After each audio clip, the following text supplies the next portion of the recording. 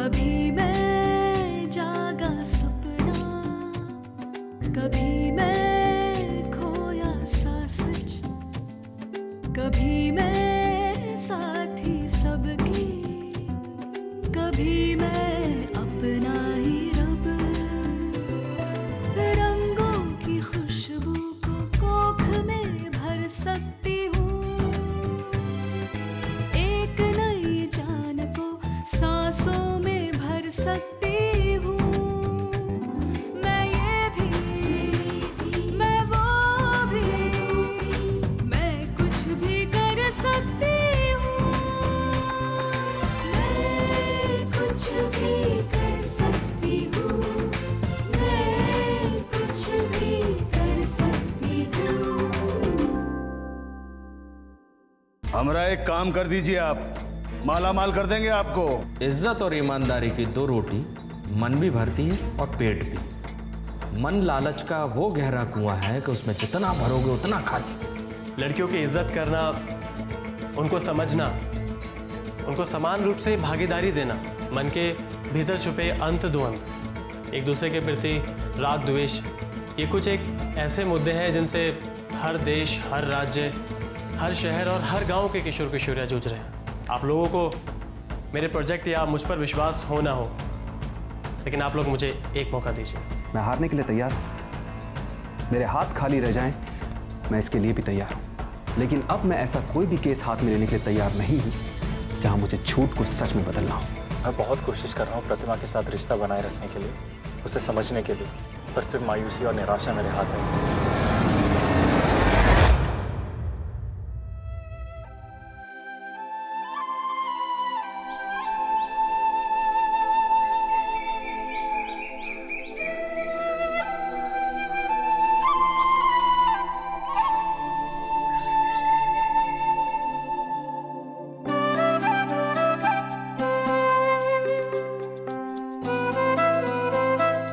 विमला जी, विमला जी। अरे नमस्ते सुभाष। अरे नमस्ते नमस्ते। आइए आइए आइए। जी जी जी। आइए आइए बैठिए। धन्यवाद धन्यवाद। देखिए हम आपके लिए कुछ लेकर आए। अरे ये सबकी का जरूरत थी, का है? छोटा सा तोहफा है, रख लीजिए। अब बताओ, हमारे सर पर हिसाब चढ़ा दिए ना। विमला जी, रिश्तों में हिसाब नहीं ना होता। आपने जो सम्मान हमें नारी अदालत के निर्णायक मंडल में शामिल करके दिया है, वही बहुत है हमारे लिए। कैसी बातें कर रहे हैं आप? आप तो उसके हकदार हैं भाई। अरे जो इंसान अपने बेटे के बनिस्बत बहू का इतना साथ दे, उसे लिखाए पढ़ाए, नौकरी कराए, उसकी सेहत की चिंता करे, बताओ वो इंसान कोई मामूली इंसान हो सकता है? विमला जी, आपने अभी तक तोहफा देखा तो है नहीं, जरा एक बार खोलकर तो देखिए। अरे खोलिए। अरे अरे हम तो है अंगूठा छाप। हाँ, हमारे ये किसका? चलो कोई बात नहीं, काम तो आ ही जाएगा। हम इसको मीठी को दे देंगे, उसको लिखाई पढ़ाई का बहुत शौक है। हाँ ना ना विमला जी ना, ये किताबें आपके लिए हैं, क्योंकि आज से हम आपको पढ़ाएंगे। अरे जी। अरे बूढ़ा तोता का रटेगा, और रटेगा तो का सीखेगा। अरे क्या बात कर रही है आप? पढ़ने लिखने की कोई उम्र थोड़ी होती है। हर पन्ने के साथ हमारे अंदर का अज्ञान भी पलटता है। हमारी पत्नी, उन्हें पढ़ने का बहुत शौक था और पढ़ रही थी। जब ब्याह करके आई तो हमारे घर वालों ने कहा कि पढ़ाई बंद, लेकिन हमने भी ठान ली। हमने कहा नहीं, पढ़ाई तो होके रहेगी, और हुई। देखते देखते उन्होंने बीए कर लिया और हम इंटर में रह गए। आपने हमारे लिए इतना सोचा, ये बहुत बड़ी बात है। हमने तो कभी स्लेट को छुआ भी नहीं है। 10 साल की उम्र में हमारा बाल विवाह हो गया, अब 12 साल की उम्र में बाल विधवा। पूरी जिंदगी भाई के पास, उन्हें मन लगाते हैं अपना पूजा में, त्योहार में। पूजा पाठ में मन लगता है ना आपका? हाँ। तो जिस तरह से आप पूजा पाठ व्रत वगैरह करती हैं, समझ लीजिए कि दिन में 1 घंटे का विद्या अर्जन व्रत है। बस जी। अच्छा आप बताइए, आपको ऐसा मास्टर कहाँ मिलेगा जो फीस में 1 कप चाय मांगे, वो भी 1 चम्मच चीनी के साथ।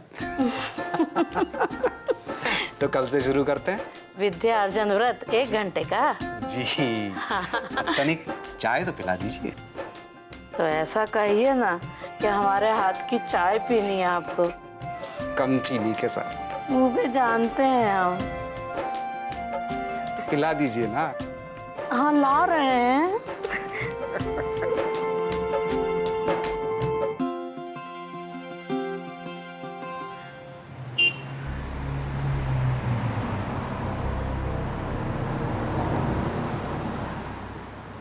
हमराही प्रोजेक्ट में हम लोग आज जुड़े हैं कुछ नए खेल के साथ, कुछ नए विचारों के साथ। तो खेलेंगे आप लोग खेल? तो सबसे पहले आप लोग मुझे बताइए कि सबसे ज्यादा गुस्सा किसको आता है?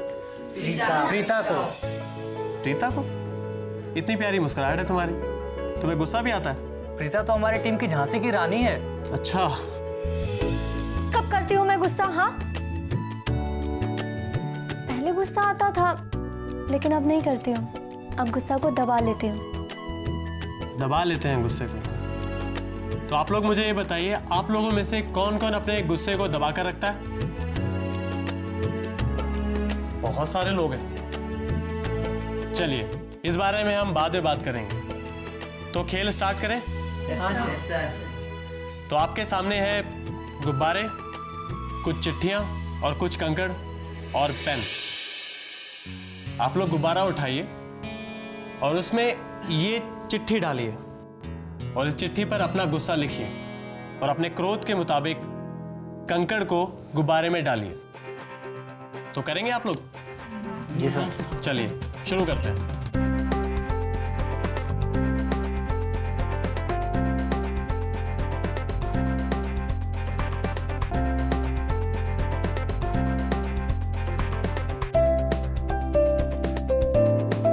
तो सब लोगों के पास चिट्ठियां हैं?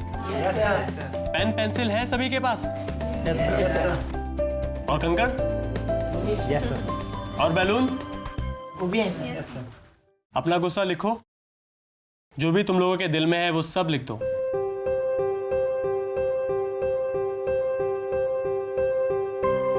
लिखते जाइए, जितना दिल में है, जितना भी राग द्वेष, कुछ भी गुस्सा किसी के भी प्रति लिखिए।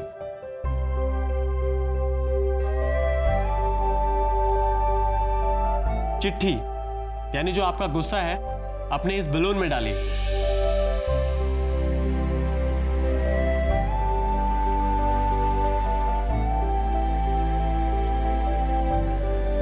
और इसमें कंकड़ डालिए।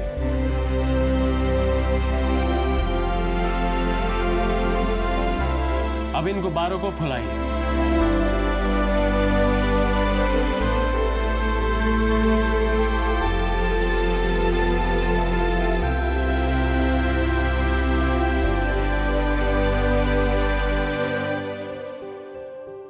अब जो ये गुब्बारा है, मान लीजिए ये आपका दिल है और इसमें जो कंकड़ और चिट्ठियां हैं वो आपका गुस्सा और नकारात्मक भावनाएं हैं।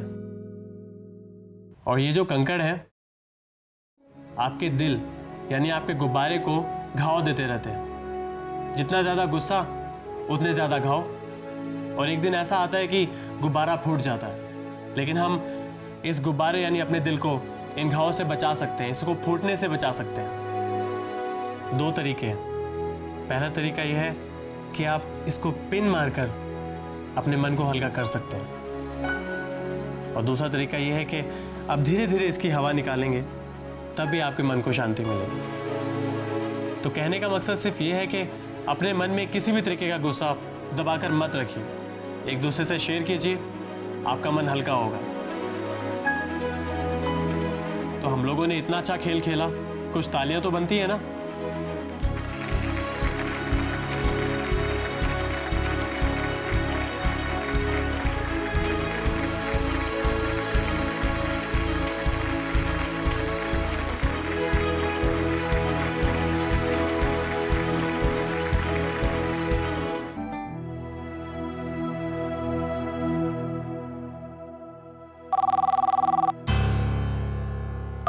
Hello.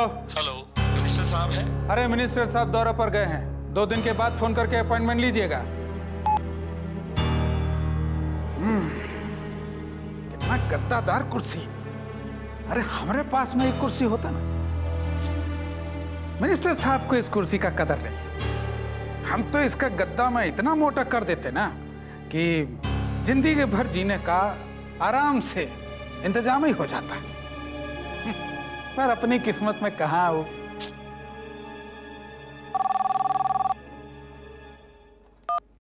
Hello sir, supply inspection department से शर्मा। हाँ बोलो, आज किस पे हाथ धरे हो? सर, कुछ दवाइयों के कंसाइनमेंट का छापा मारा है। एक बड़ी फार्मास्यूटिकल कंपनी का है। क्वालिटी स्टैंडर्ड के हिसाब से खारिज है। सर, इस पे कार्रवाई करनी होगी।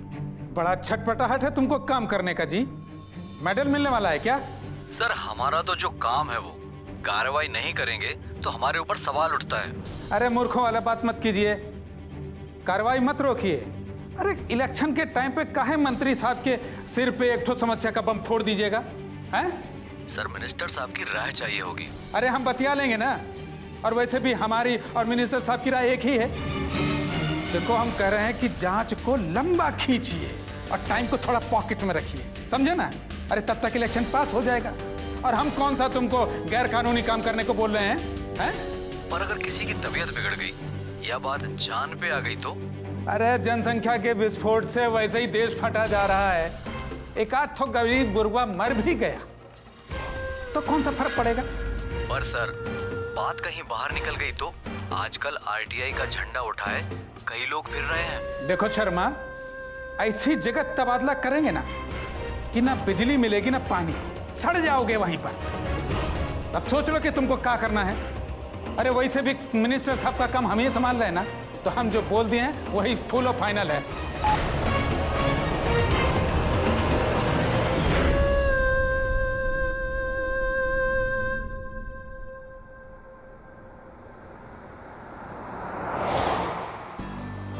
मेरी वजह से आपको रास्ता बदलना पड़ा। नए नए रास्ते इसी तरह से तो मिलते हैं। और देखो, बातों बातों में पता चला कि आप डॉक्टर स्नेहा की छोटी बहन है। आपने शायद मुझे पहचाना नहीं। मेरी वजह से आपके दांत टूटे थे। क्या? कैसे? हम दोनों साथ में स्कूल में पढ़ते थे। मैं आपसे 4 क्लास छोटी थी। आप 12वीं में थे और मैं 8वीं में। तभी स्कूल में वॉलीबॉल का मैच था और आप आकर मुझसे उलझ गए थे।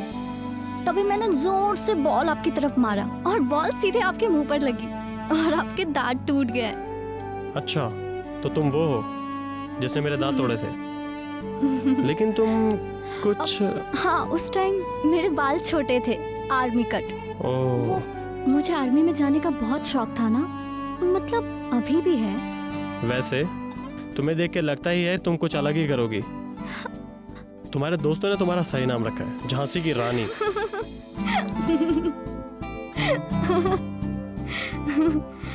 आपके साथ सभी को बहुत मजा आ रहा है। आपने मानवता में एक नई जान डाल दी है। बहुत बहुत बहुत धन्यवाद आपका घर छोड़ने के लिए। और बहुत बहुत सॉरी। सॉरी? सॉरी किस लिए?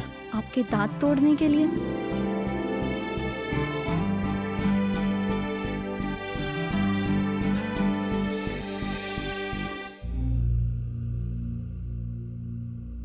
शुभी, तुम्हारी उम्र 14 साल है। हाँ डॉक्टर दीदी।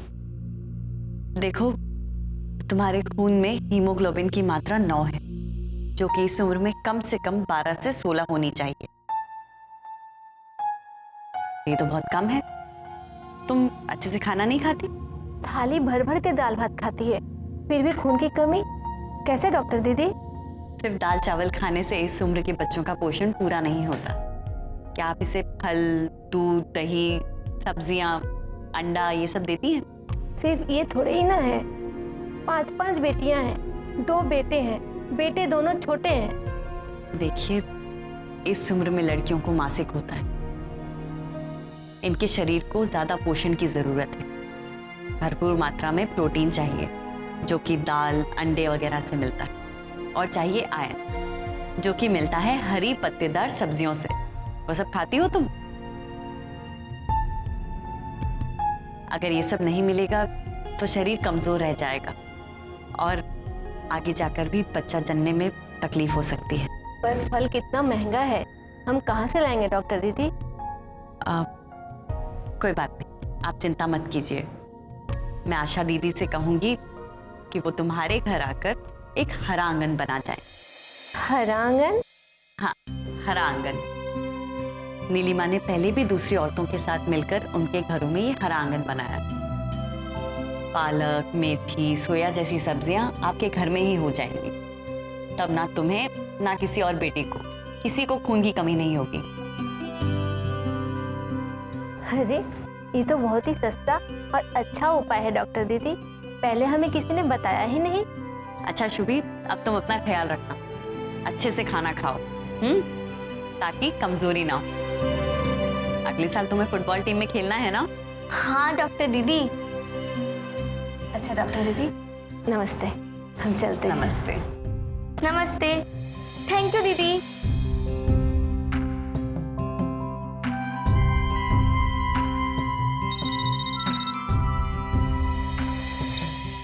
हेलो। हाँ डॉक्टर स्नेहा जी, आप जल्दी से मानवता अस्पताल आ जाइए। हाँ क्या हुआ? जी एक सीरियस केस है। हाँ हुआ क्या है? जी बहुत इमरजेंसी है मैडम। ठीक है मैं आती हूँ। हाँ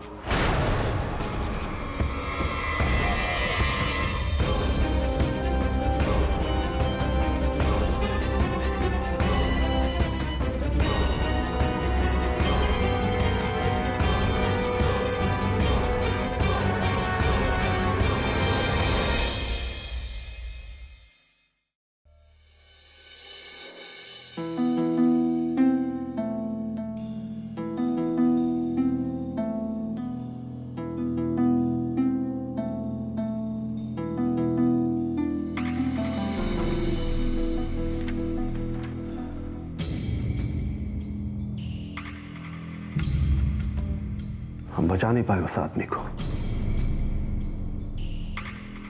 उसका नाम अरुण था, वो एक मजदूर था। रिपोर्ट के हिसाब से यहां आने से पहले ही उसकी मौत हो चुकी थी, और मौत किसी नकली दवा खाने की वजह से भी।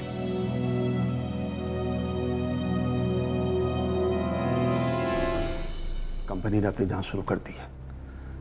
बड़ी बड़ी कंपनियां हैं, लेकिन दवाओं की क्वालिटी घटिया, जानलेवा। अब दिल नहीं दुखता सर, बस मन सुन्न हो जाता है। जो लोग गरीब हैं, कमजोर हैं, उनके साथ इस तरह का धोखा फरेब क्यों किया जाता है सर?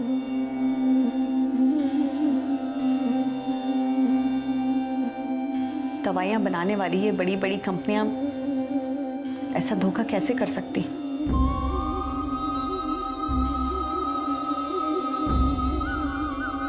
उन्हें लगता है कि गरीब जनता चूहे बिल्लियों की तरह है, बस अपना स्वार्थ साध लो।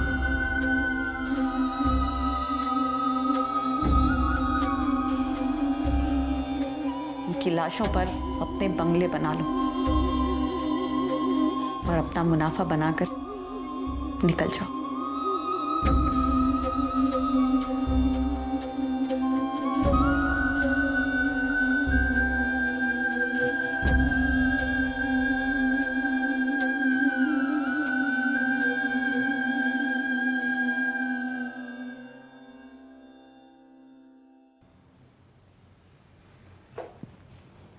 ये दुर्भाग्य है,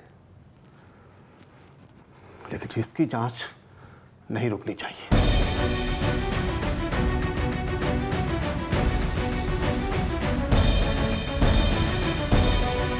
मानवता अपनी तरफ से एक वकील करेगा, हमारी तरफ से जो होगा वो हम करेंगे।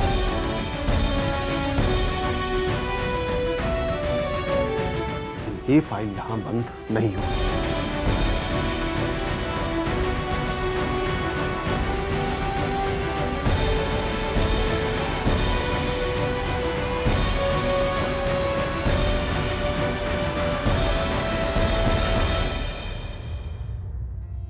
प्रतापपुर एक आईना है, हमारे देश के हर छोटे शहर और गांव का। यहाँ बदलाव अपनी रफ्तार से ही सही पर आ तो रहा है। हमारे देश में मुकदमे सालों तक चलते हैं और एक लंबे अरसे के बाद फैसला सुनाया जाता है। जब इतना वक्त गुजर जाए तो वो महज फैसला ही बनकर रह जाता है, न्याय नहीं मिलता।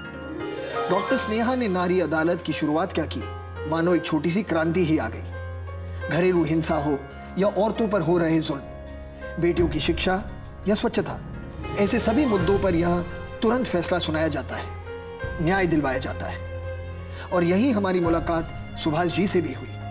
वो एक आदर्श पुरुष की मिसाल है। अपने बहू की शिक्षा के लिए अपने बेटे से भिड़ गए। शादी के कुछ ही सालों में अपनी पत्नी को खो दिया, लेकिन अपने बेटे को माँ और बाप दोनों का प्यार दिया। और अब इस उम्र में बुआ जी को तालीम यानी शिक्षा देने का बीड़ा उठाया है। लेकिन नकली दवाइयों को लेकर मामला गंभीर होता जा रहा है। एक तरफ डॉक्टर स्नेहा है और दूसरी ओर उन्हें रोकने के लिए खड़ी हैं बड़ी बड़ी ताकतें। अगली कड़ी में देखते हैं कि इस संघर्ष का क्या नतीजा होगा।